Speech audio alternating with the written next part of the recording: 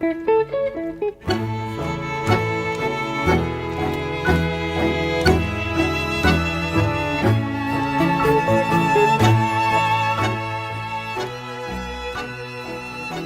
friends. Welcome back to yet another episode of the Tango Banter. I am Yelizaveta.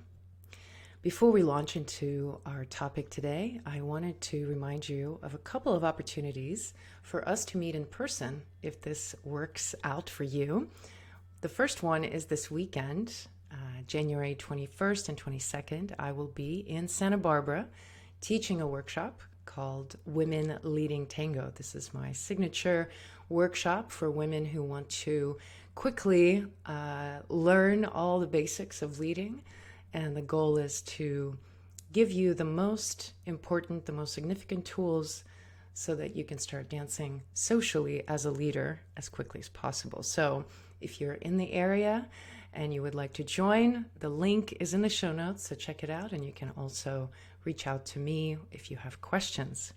Now, the following week, I will actually be at the Tango Festival in Puerto Vallarta, and I will be DJing on Friday night. My DJ alias is DJ Miao Oneva. So if you look at the schedule, I'm scheduled on Friday the 27th, DJing from 11 p.m. to 3 a.m. So if you do happen to be at that festival, would love to connect with you and meet you in person. The link to the festival is also in the show notes if you'd like to check it out. So today's topic is really about how long does it really take to get good at tango? This is one of the most common questions that I hear from either beginners or people who might not even be dancers, but they're kind of curious about tango. And this question really makes sense. As I've said, am a beginner all over again right now as I am working my way through understanding how to play piano as part of an orchestra, tango orchestra. And even though I spent 10 years plus playing classical piano growing up, I feel completely like a fish out of water when it comes to playing in a tango orchestra. So right now, I am in that beginner stage, and I myself am asking that question: how long does it take to get good at this? And when I think about this question, I remember when I was a beginner in yoga, and I was told that Mr. Iyengar, the founder of Iyengar Yoga Method, an Indian man of tremendous accomplishment in the yoga tradition and revered by all the yogis around the world, he famously said that for the first 18 years of practice, you're considered a beginner. And I remember when I heard this, it both filled me with awe, of course, because it's sort of like pointing to that commitment of almost a spiritual pilgrimage that you commit yourself for that period of time to know something, and that at the end of 18 years, you're just at the cusp of beginning. But it also, I think, in certain ways stunted my growth, because I really felt like until I reached that marker of 18 years that I didn't really know enough yoga, or I didn't have enough understanding of it in order to talk about it with some sort of sense of authority. I really, even though I was already teaching early on, as soon as I started yoga a year later, I was already teaching it. And then I, was teaching teachers and doing teacher training, because I hadn't reached that 18-year mark until fairly recently. It sort of hung over me like a cloud that, yeah, you know this, but still you haven't reached that 18-year mark. So you're still a beginner. You really don't know. You need to ask permission. You need to ask someone for their opinion to know what yoga is or how to explain something. You can't rely on your own understanding of it. because you're just a beginner. So that mindset is, on the one hand, very aspirational, but also it can be kind of limiting. And there's a similar trend in tango as well. When you ask someone who's a fairly hooked and seasoned dancer how long it takes to get good, they might say, oh, years. It's going to take you years. And people talk about how hard it is and how much effort it requires. And you might even say that for the first 18 years, you're just a beginner dancer. And all of that might be true. But when you're a beginner, as I was in tango and in yoga, I find that it's not necessarily helpful to speak of these kinds of time frames, because how many people are going to get excited if you tell them that it's going to take them years? Even 1 year, I think people get kind of turned off. But if you tell them it's going to take them half a lifetime to master something, they're like, I'll go do something easier. So I think the confusion comes when we start assessing what the term good is. So somebody who has been dancing for a long time and has a particular definition of what good means, and they're looking back on their years of development and thinking about how long it took them, they might be perceiving the idea of what good is from a certain standpoint. They might be looking ahead, looking at other dancers and aspiring to a certain level of technique or ability that is very personal, or that is a lot further beyond what you might be asking. So I want to begin by really clarifying, what is it that we're really asking when we say, how long does it take? How long does it take to get good and in tango? I think instead of thinking of it as good, I think it's better, or I think it's more useful and effective to say, how long does it take to get good enough? Okay, because becoming a little bit more specific about what we mean might actually help us to orient ourselves as to where we're at.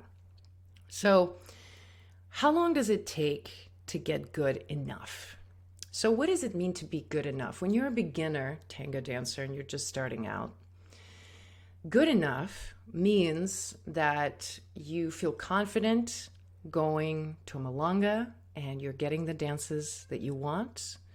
You are a desired dancer, so other people want to dance with you. I think that's an important aspect of getting good enough, that you feel other people have accepted you and they want to dance with you.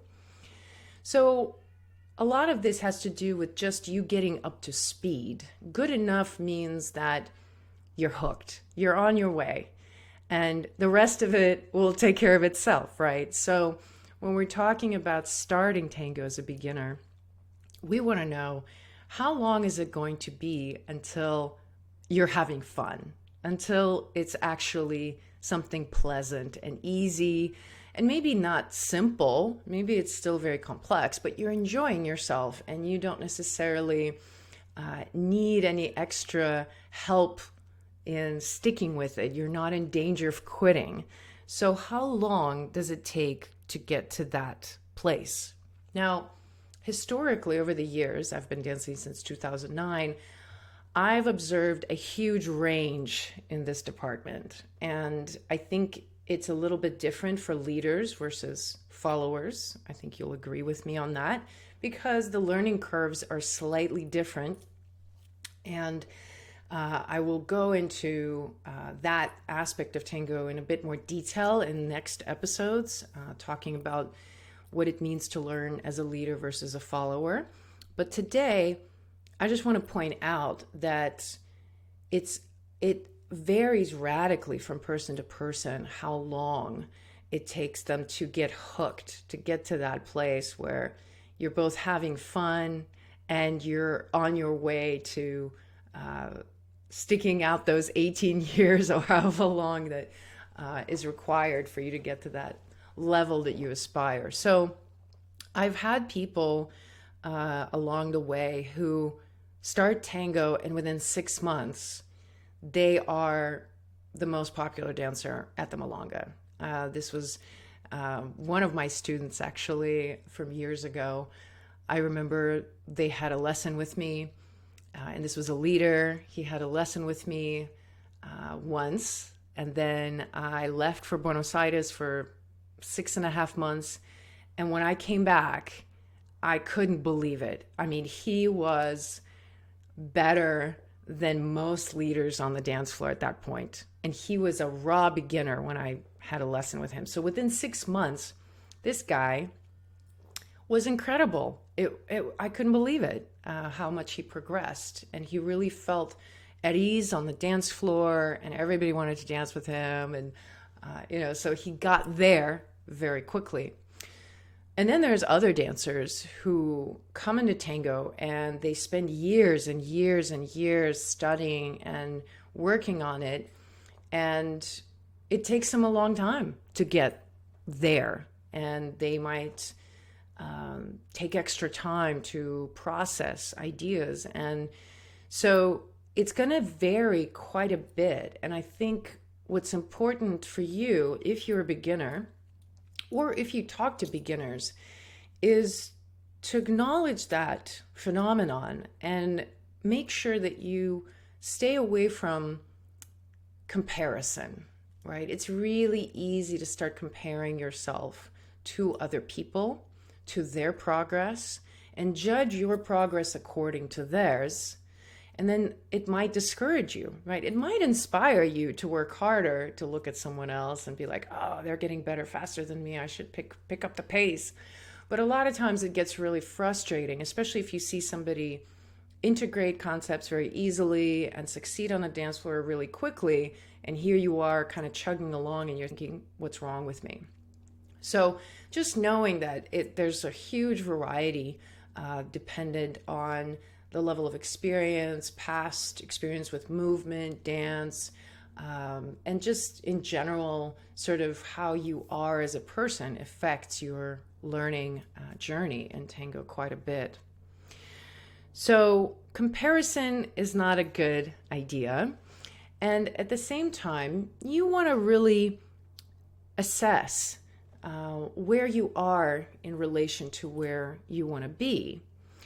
And so the good enough place is for you to feel that you're right where you need to be, right? Ultimately, I think in a more sort of spiritual way or more esoteric way, we're really looking to feel that we are in the right place and we're doing the right thing. And I have to tell you, you might think that it is more desirable to progress quickly in tango, to get there as quickly as possible wherever there is. However, I've noticed there is a pattern in tango, and I've observed this quite a few times, that people who get really good at tango really fast, and I'm talking about they become really popular on the dance floor, they really integrate the vocabulary really fast, and they're just off to the races. If they get good really fast, a lot of times they burn out as well. And there's like this recoiling sort of reaction to the whole process. So a lot of times it's not necessarily preferable to excel really fast. It's always good to be progressing and digesting and assimilating the changes, because when it all comes at you really fast, you might get burned out and overwhelmed. So again, an encouragement for those of you who are starting out and you might feel really intimidated by the progress of other people, or you feel like you're behind, just know that just because somebody's progressing really fast doesn't actually ensure their success and longevity overall. For me, as a follower, I progressed pretty quickly, but it took me a while to actually get into tango. As I've said before, when I first started, I just was dragged into a milonga by a friend, so I wasn't really interested in learning tango.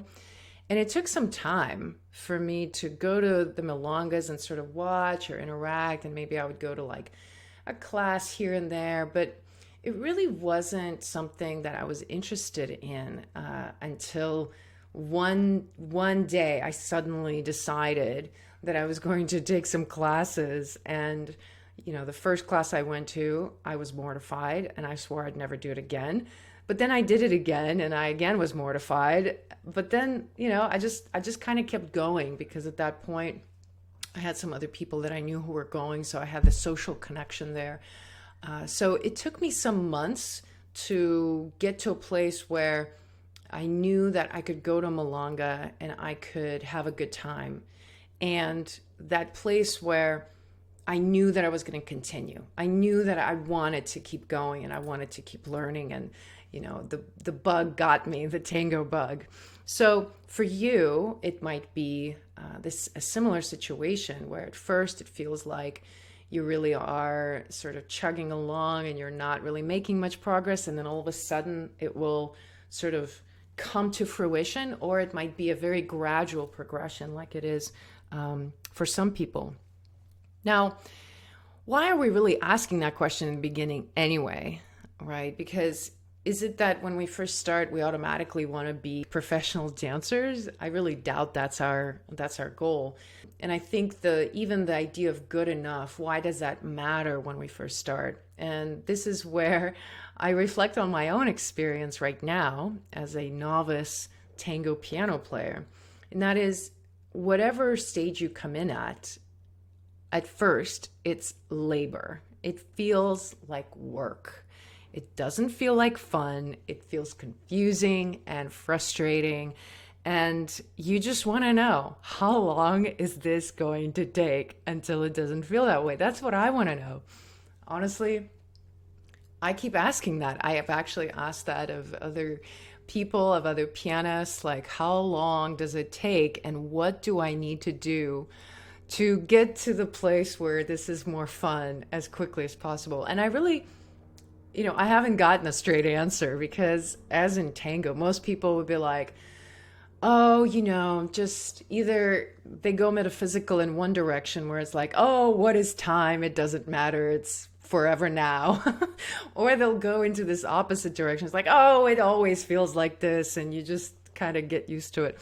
So I decided I was going to take a different route and provide some more concrete answers, the kinds of answers that I would have wanted to have when I started. So with tango, it is the fact that it is really difficult at first. Now, it's more difficult for leaders than it is for followers. Leading is a steeper learning curve. So following is a little bit easier in that way that you're progress a little bit quicker in vocabulary. You don't have to memorize vocabulary. You have to learn to respond to the vocabulary that the leader is giving you, but you don't necessarily need to memorize. You don't necessarily need to know the music either right at the beginning as a follower, whereas a leader, because you're the one initiating, you kind of have more balls in the air that you have to juggle. So it's a little bit different. But nonetheless, I think that it really should not take that long to get you to a place where you feel you have your own momentum. And that's kind of what I'm waiting for as a beginner in piano. I'm waiting for that place where I don't have to force myself to sit down to practice. I just want to practice. I crave the practice. I want to be in that place of just plucking the keys and learning new pieces. Right now, it's a lot of work and it's very frustrating.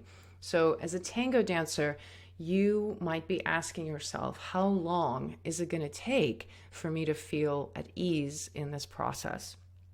And I think overall, it takes a few months.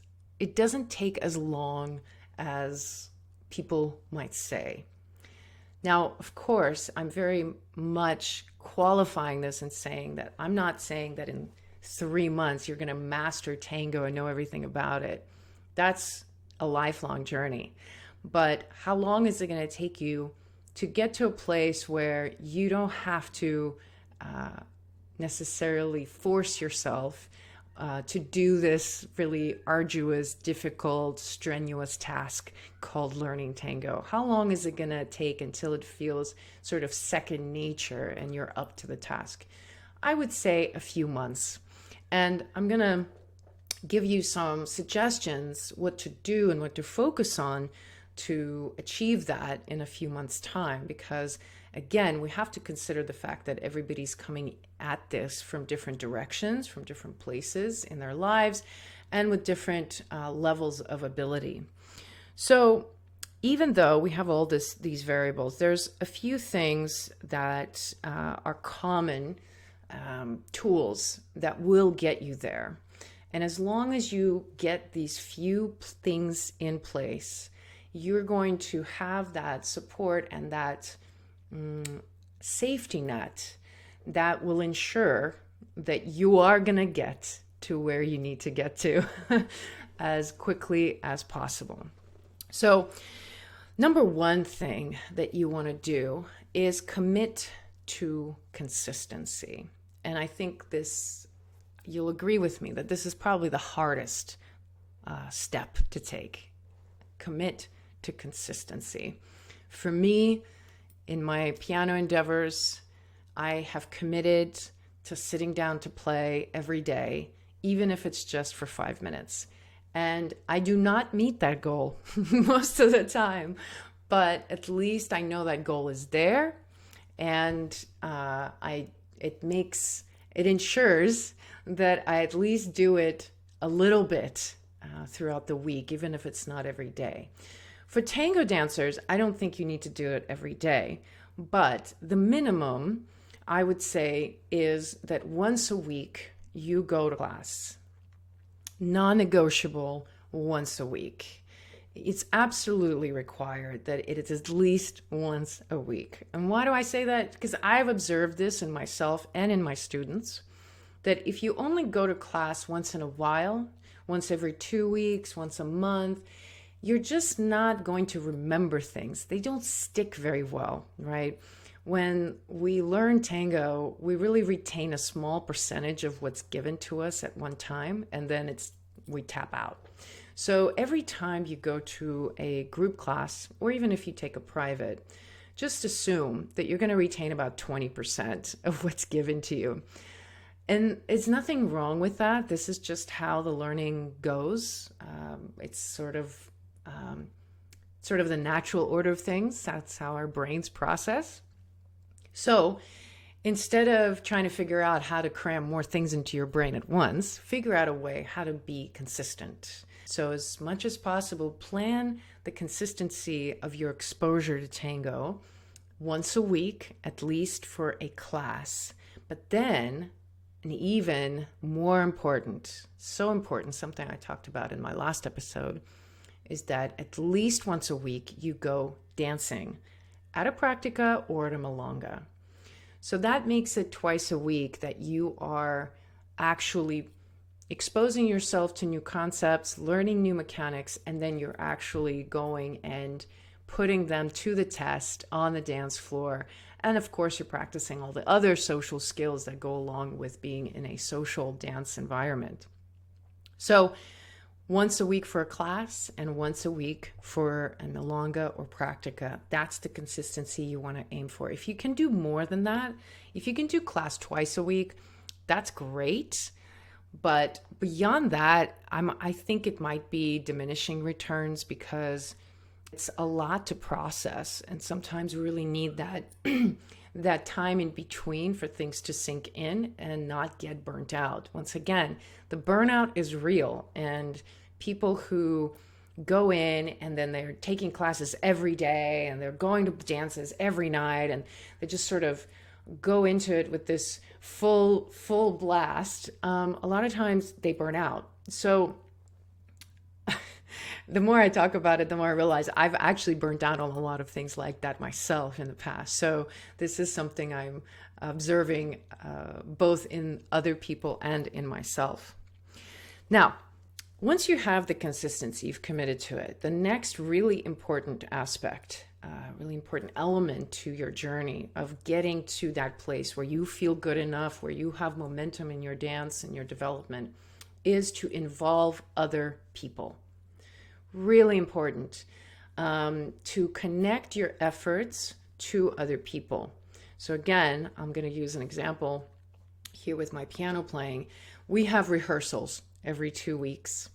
And that idea that at the end of those 2 weeks, I'm going to be around people and we're going to be playing together and people are going to hear me, that's a catalyst for me to, get my ass to the piano and start practicing. But also, the communal aspect of tango, this sort of camaraderie that you develop with other people, helps you to feel inspired, right? To sort of go to a class not because you want to learn tango, but because your friend is going to be there.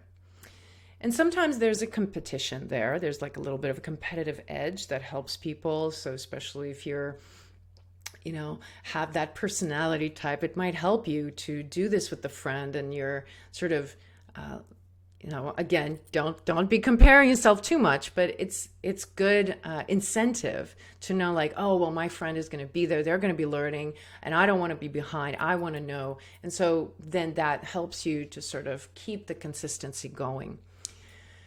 I have found it very difficult to stay consistent without the support of that element of other people. Anything that I do on my own, typically I can do it for a period of time, but without any other sort of support from other sources, I eventually burn out and I get uninterested or I just get overwhelmed. And that's the other thing, that we have so much content coming out at us at first when we're starting tango. There's just so much to learn. And a lot of times the question is like, what should I be focusing on? What is important? Should I know this? And should I focus on musicality, do this or that? But when you have someone else or a few other people that you're interacting with, they can be a sounding board. They can help you understand a little bit better, and they can help you focus. So whether it's a group of people that you get involved with as a beginner, so people in your beginning class, or you really bond with somebody, or you start tango with a friend and you commit to a period of time where you're going to class every week together, it doesn't matter. Just to have some sort of support in this way, that when the consistency commitment starts faltering, you have something else that sort of keeps you going. Because we really are trying to get you to that place where you don't necessarily need a lot of energy to get yourself going. It's like when you first start biking, right? And you start biking from a dead stop, you have to put a lot of energy into it to get the bike going, especially if it's uphill. And that's a great analogy, really, that learning tango is like getting your bike going uphill. But once you get it, once you get the momentum going, then you're good to go. And then the ideas of good and getting good, really good in tango in this big way, you can define those for yourself based on what you desire to achieve. Now, the third element that I have noticed is essential and very often overlooked and sort of forgotten, and that is inspiration, being inspired. Most of the time, we start tango or anything else because there's this initial moment of inspiration, this emotional charge of like, oh, that looks cool. That looks like something I want to do. I want to learn to do it. I want to be that, whatever it is that I'm looking at. And for me, as I'm chugging my way through this learning journey with piano, it's so easy for me to just get into the weeds and just be in this state of like, oh my God, there's so much to learn and these pieces are so hard and this is going to take me such a long time. But then the other day, I was on a walk and I decided to listen to this album by a piano artist that I really am inspired by and really admire. And as I was listening to that album, I began to once again feel that, like, oh my gosh, this is so beautiful. It's so beautiful. I don't care how long it takes me to get to this place. I just want to be on the journey. And that state of inspiration is the nourishment that we really need along the way. It's like that little bit of electrolyte juice that we get during the race that we're on, right? Like we need a bit of that nourishment to facilitate our progress. If we're only focusing on the work and we're just thinking about everything that we still have to achieve and, all of the little bits and pieces that we have to understand, it's so overwhelming. It's like looking at Mount Everest from the bottom, right? You're looking up and you're like, ugh, never mind. But then, somebody comes down from Mount Everest, or they show you pictures of the top, or they tell you of their experience, they describe it, and then that gives you a moment of inspiration that then sort of pushes you to the next level and pushes you to get back into dancing or practicing. And I think for people who burn out, people who sort of come into tango really fast, get it really quickly, that is what's lacking. They come to a place where they sort of lost the inspiration. They lost a connection to what is it that they were inspired by when they first started. And the achievement of vocabulary, or the achievement of all the nuts and bolts of what tango requires, it's not necessarily the goal here. The goal is much more internal. The goal is more of about a feeling, how you feel about yourself and how much you can connect to the music and to the people and express yourself. So it's a much more internal experience of what we're after. So being inspired is a key ingredient. And whenever you feel like you really are dragging your feet in the mud and you're kind of like, oh, I'm so done with this. It's so difficult and I'm working so hard for so little return, and it doesn't inspire you even to connect with people anymore, and it's all sort of like, that's the state, that's the point at which you really are needing some inspiration. And so for my inspiration when it comes to tango, a lot of times it's looking at videos of performers that I really enjoy. Sometimes it's just looking at stuff on Instagram. There's so many beautiful, talented dancers posting on social media. So that a lot of times just gets me going. Other times it's listening to the music. And if you are the kind of dancer who got into tango because you were inspired by the music, which, there's kind of two major camps. There's people who got hooked into the music, hooked into tango because they heard the music and they decided to learn tango. And then there's people who fell in love with the movement but didn't care about the music from the beginning. And you might be one of those dancers. You started tango, but you really kind of like, the music is so-so. So for you, music might not be inspiration right now. Maybe something else is. And you kind of have to find that for yourself. But for me, sometimes just listening to the music puts me in that mood of like, oh yeah, I really want to dance. I really want to practice something. I really want to try something new. So these three elements, committing to consistency, I would say once a week for a class and once a week for social dancing, involving other people in your journey in different ways, whatever that means for you. It might not even be a tango dancer. Maybe you have somebody in your life who's a friend and you just want to involve them and say like, okay, listen, I'm doing this thing for the next few months. I want you to keep me accountable and remind me that this is something I'm doing. And it might be something like that. And then once again, staying inspired, really finding a place of inspiration that originally pushed you to try this. If you commit to this sort of structure, you will get to a place within a few months where you'll find yourself more at ease, where you'll go to a milonga and you're like, oh, it's not so overwhelming anymore. And it's not that difficult for me to navigate social environments. And I am pretty much okay with the level of what I know. I feel like I have something to offer and I'm not so anxious anymore overall. So that's the place of good enough. That's the place. And I would say, you know, I frequently describe tango as a chess game. If you want to play chess, which my grandfather decided to teach me to play chess when I was very young, I was probably like 6 or 7. And I remember he taught me to play. And for a long time, all I knew how to do is how to move the pieces, right? This, in the game of chess, you first have to understand how to move the pieces. And that in itself, as a child, I remember took me a while. It was so confusing, especially that knight piece, right? The way it moves, the L shape, and how to see it. So tango is kind of like that. You have this learning curve at first where you have to understand how the pieces move. And that's what I'm calling the good enough place. So how long does it take you to get to that good enough place where you kind of know the pieces? Well, it takes a few months. It doesn't take years. It doesn't take 18 years.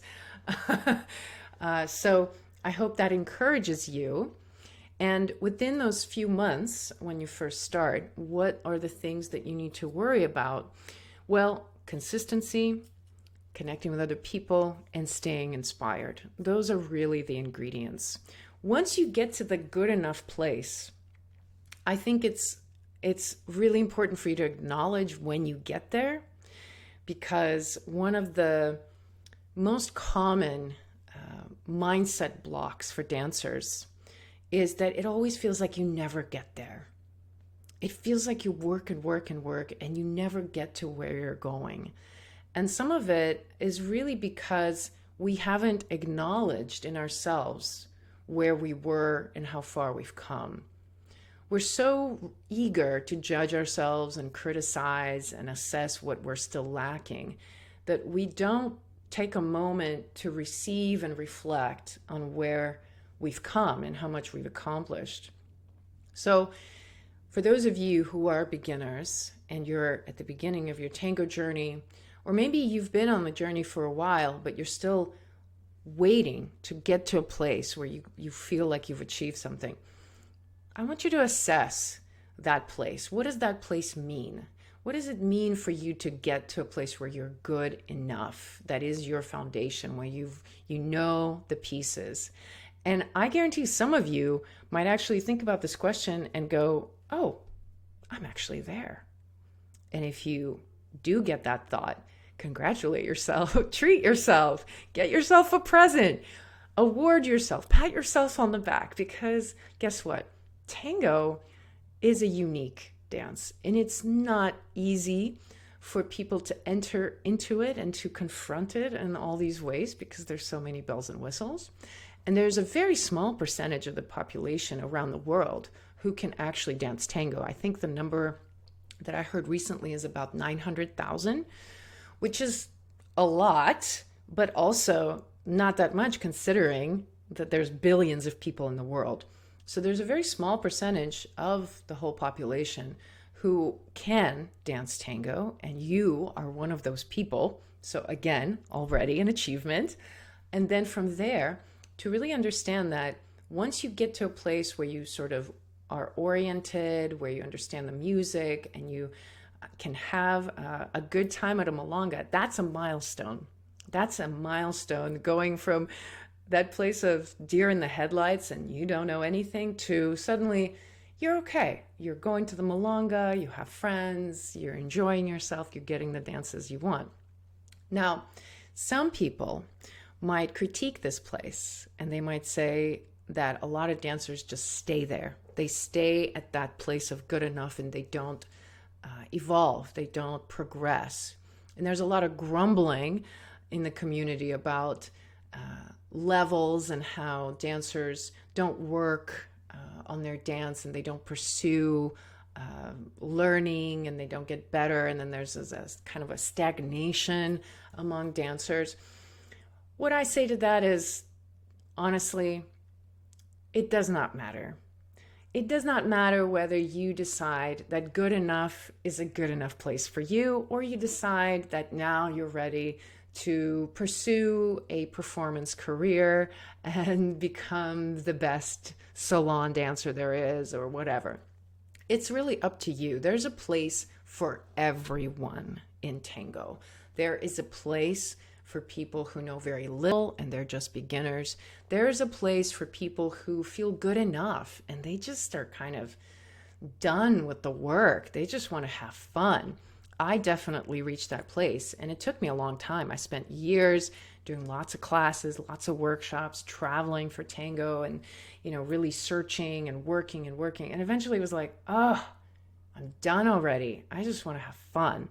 So if you arrive at that place, and other people might say, well, you should be doing more, and you don't want to, well, you don't have to, because tango is really for you. You are not here to serve tango, even though I'm sure some of you disagree, because if you think of tango as an art form, as a tradition, as a cultural relic that we're supposed to keep and preserve in its original state as much as possible, then you might say that it's irresponsible for you to stagnate in just a place of good enough.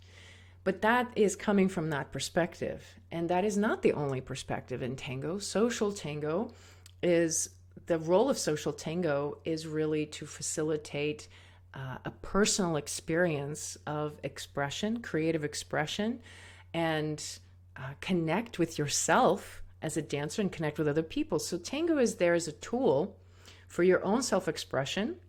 And so you can make tango your own. You can define the parameters of what you want tango to be. You can choose which path to follow and who to emulate and who to be inspired by. So that place of good enough is a place where you can choose, right? It's a place of choice. When you're first a beginner, you have so many choices that you're sort of debilitated by it. You're so paralyzed by it. You don't know where to look. You need somebody to tell you what you need to know.